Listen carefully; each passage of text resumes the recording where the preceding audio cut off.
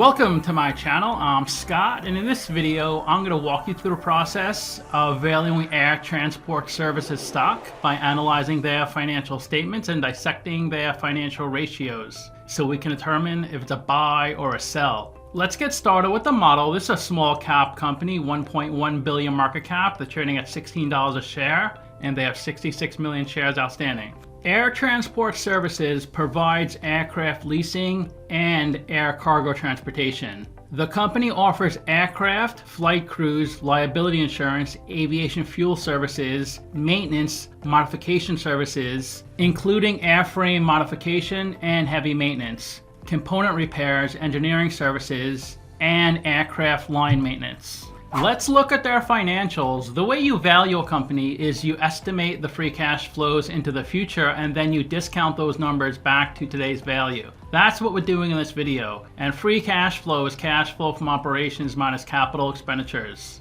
They did have positive free cash flow in 2021. That may stem from really low fuel prices.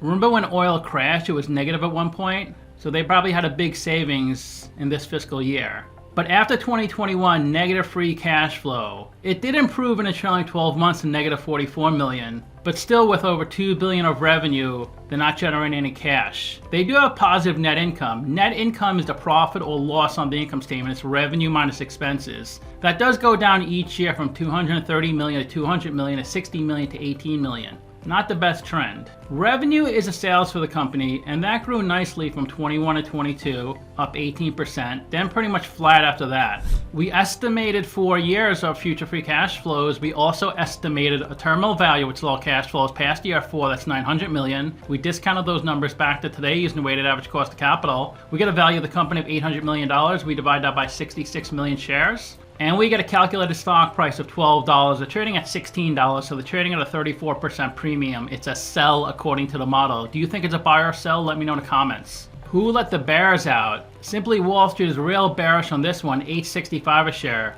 They say they're 88% overvalued. On the other hand, 5 analysts priced the stock at $21. They say it's undervalued. There are 16 companies in the same industry as ATSG, and if they have a number in red, they're worse than the median. If they have a number in blue, they're better. They spend $500 million in CapEx, which is a little more than the median. These are the investments in property, plant, and equipment. Debt to equity ratio 1.2, one of the better ones on this list. For every dollar of equity, they have $1.20 of debt. They do not pay a dividend. Negative 44 million of free cash flow, which is better than the median average. They rank 8th in market cap at 1.1 billion. A really good price to book. Price to book is stock price over book value per share, or market cap over equity. Equity is on the balance sheet. It's assets minus liabilities. So if the price to book is below 1, that means their equity is higher than their market cap, which implies they're worth more in bankruptcy than as an operating entity. They trade at 59 times earnings, which is worse than the average. We can't look at their price to free cash flow, negative free cash flow. Price to sales 0.5, which is equal to the average. If a company has a price to sales exactly 0.5, then their revenue will be exactly double their market cap. Or to put it another way, their market cap will be exactly half their revenue. They do have the highest 5-year annual revenue growth rate at 12%. Nobody's even close. Here's their latest income statement. The second quarter of 24, second quarter of 23. Revenue is down from 529 million to 488 million. Expenses are pretty much flat, 457 million. Their big expense is payroll, 164 million.